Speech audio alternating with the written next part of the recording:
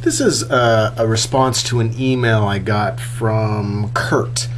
I'm not going to give your last name. Just I didn't know if you wanted it out there, but I thought of typing out a response, and I have had limited time lately, and my brain has been a little scrambled from doing a bunch of moves, and it being the holidays is a little hectic. So I decided I'm just going to sit down, take a few minutes, and do a video on this, just so I can kind of get out there what you're asking me and my opinion. First off, thank you for the email. I do go to some effort to post those documentaries and articles on my website, mostly for my clients, because I talk to my clients during the massage, of course, and they have questions, and they want to know where I got the information, and so my website is a nice place I can send them to have kind of where I've got, or a concentrated area of where I've got my information. Not all there, and I just put up the most exciting bits, because most people don't want to read really dry articles about cannabinoids and percentages and different measurements, drugs, effects. They want a nice sparkly kind of package. So I post those packages. But I was going to just take your email and kind of read down it and give you a bit of, or try and answer your questions. And I'm hoping you're not going to be too disappointed. Just reading the end of the second bit there put me off a little bit, only because I've been in the massage business and have been dealing with therapists that think they can cure cancer and the cold and heal broken bones with massage, and acupuncturists that think they can do magic, and channelists that do Reiki, and the spirit of Gaia is working through them so that they can make you immortal. Bullshit after bullshit spouted at me, and I'm almost to the other spectrum. So it may not be the answer you want to hear from me, but I have to give you the answer I've got.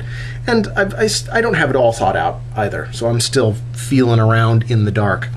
First part, thank you for collecting, publishing the information on your site. You are more than welcome. I do it to educate others, and I hope it helps, and you can point other people there to answer some questions. Second part, one question that reemerged in my mind while watching Pharmacratic Inquisition is the matter of the effect of psychedelics on the body, mind, spirit.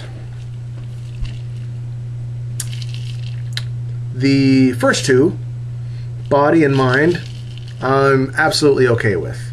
It's that last bit, spirit.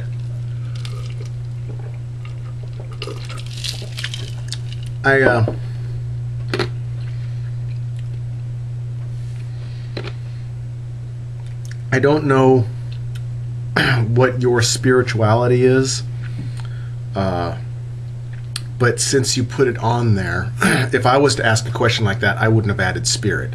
Or if I used the word spirit, I would have asked, say, your opinion on what spirit is, if there is any link that you may find, not whether or not you, in an effort to see if you believed in spirits or not.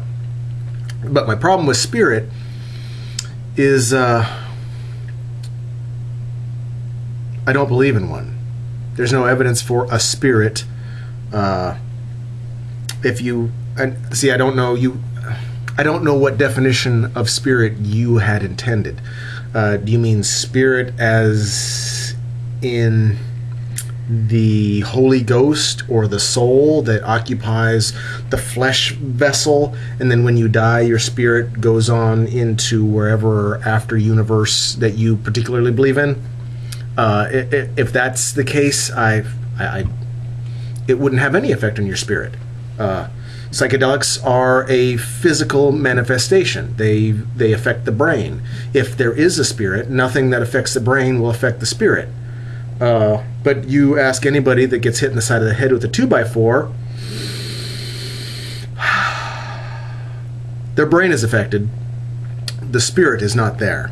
If you were just an automaton for your spirit to be a puppet with and then move on, then mangling your cranium wouldn't make any difference. But hitting your head hard enough will cause you to be retarded forever. So I don't believe in a spirit of that sort. If you mean a feeling, a connectedness, a feeling of spirituality, I think there is a connection, of course, but that's only because we are connected, whether we recognize it or not, to the rest of the universe. When you see a green field with some trees and a river and there's blue sky and it smells fantastic, you feel that energy flowing through you. I don't think it's anything magic. I don't think there's angels singing in the distance going, "Oh, this is for you." No, I'm more meat and potatoes. The feeling, though, is definitely real. I have it as well, if that's what you're talking about. I see it as a link to what can support you. If you were to see that field and the trees, and I think you instinctively recognize an environment that can support and nourish everything that you need to have supported and nourished. And there's difference. It depends on your culture and how you were raised. If you're raised in the desert, you're going to see a desert and a small oasis, or I wasn't raised in the desert, so I don't know. But you're going to look out the desert and you're going to see beauty and you're going to feel connected to that because that is how you were raised and comfortable, and you know how that area supports you. If you were to look across the vast expanse of a garbage dump, you're going to feel emotionally about how toxic and poisonous and how that would not support you. Although I'm sure a dump can support you in some way, but if it's a bleak environment, you're not going to see the beauty as far as spiritually connected. There's probably still some beauty in desolate environments, but you kind of get my idea. That I've rattled on about that for a couple minutes. Let me go on. Is the matter of the effect on psychedelics of the body, mind, and spirit. One viewpoint is that while psychotropics can expand one's consciousness, they do so in a harsh, violent manner in which can have both a short-term backlash effect as well as a cumulative decline in effectiveness in experiencing altered states.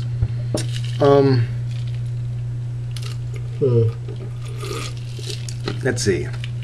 It can open one's consciousness. And since you're asking me, I'll give you my opinion. I don't think it's anything magical.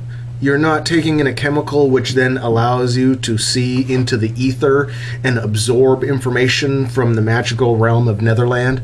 It's, again, meat and potatoes. I believe it opens you up so that you can see and experience what you already can see and experience, but from a different direction.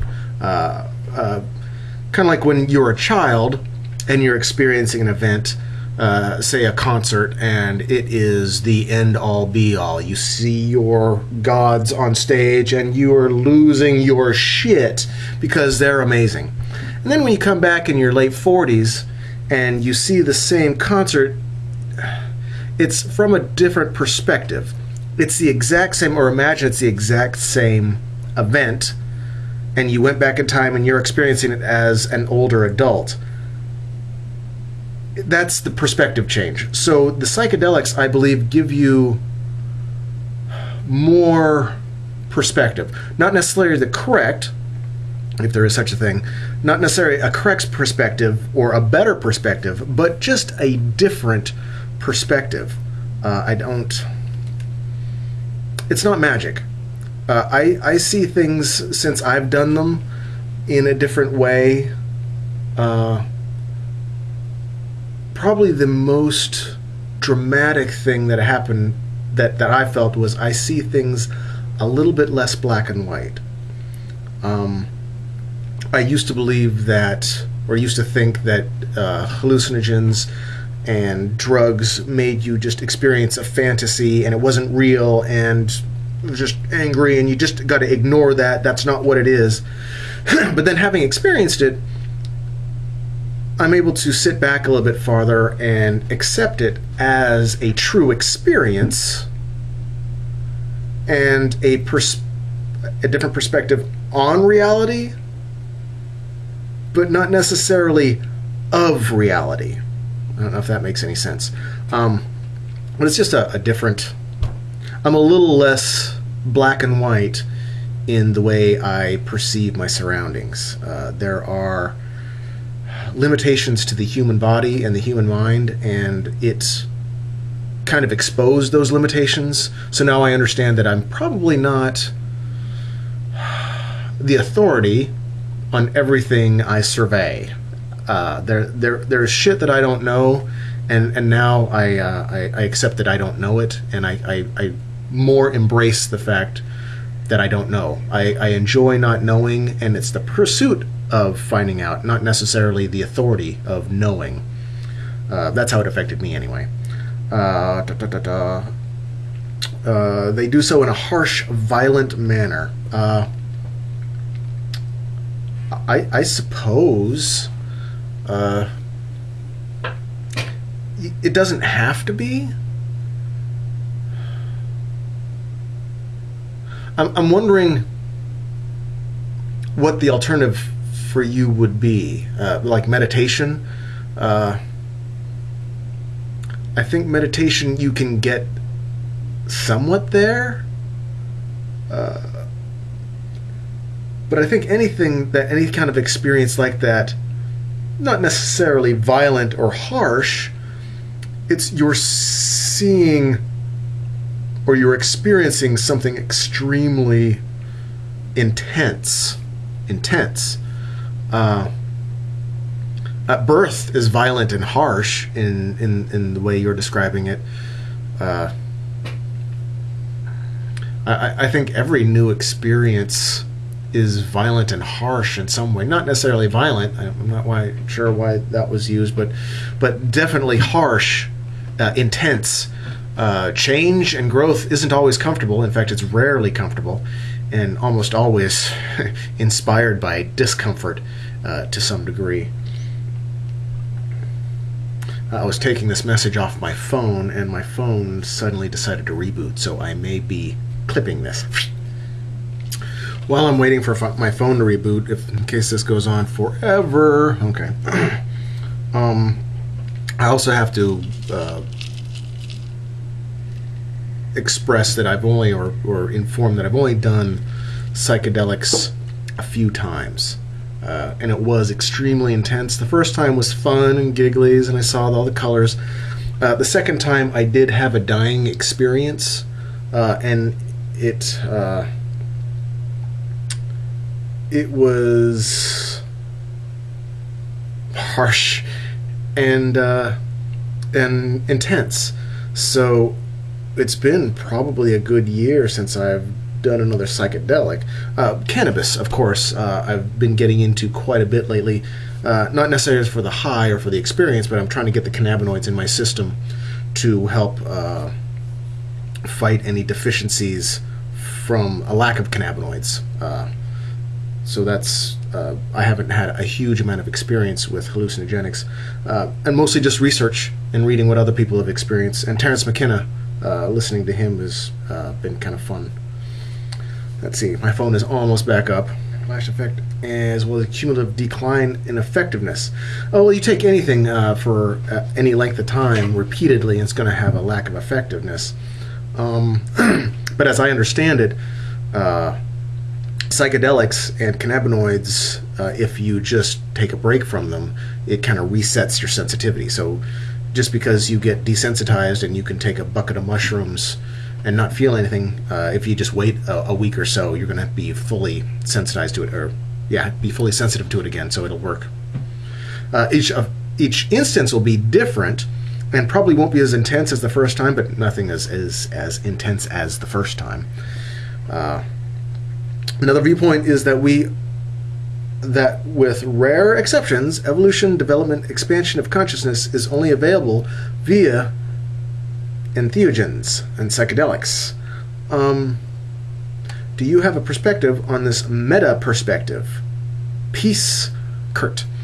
A perspective on this meta perspective is that's kind of funny. No.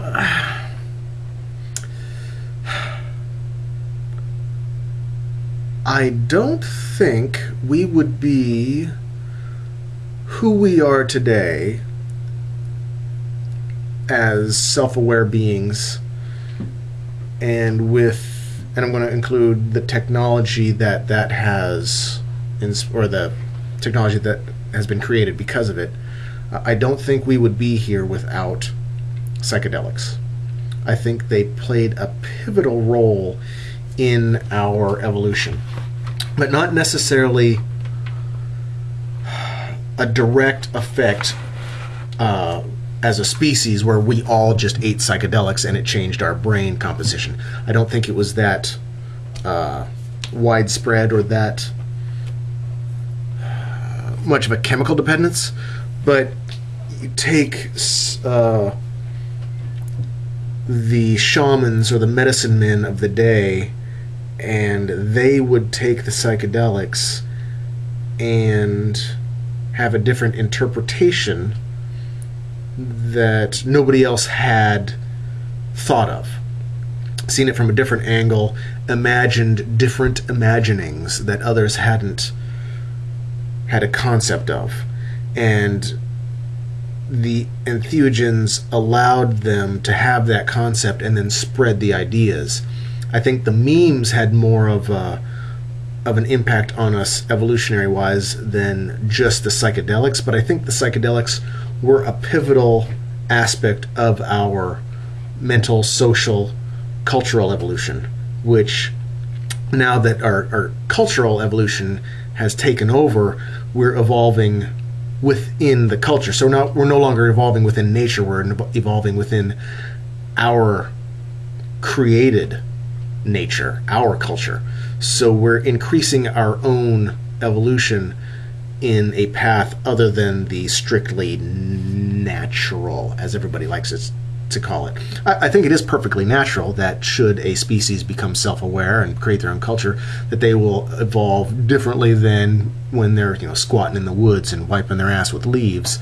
I think there's a different path that they would take, and we have taken, and I think it's all natural. But we've also never been here, and I don't think it would have been possible without entheogens. I've rattled on quite a bit here. I'm going to sign off. I hope this answered some of your questions, at least about some of what I think about it. If this was too boring for you, I apologize to all my viewers, all hundreds and hundreds of you. But if you have any other questions, I'll make up some answers and spit them out on camera when I get a chance. And I hope to be making a few more of these videos, or a few more videos as stuff starts to settle down a little bit in my home life. So, peace. Happy New Year.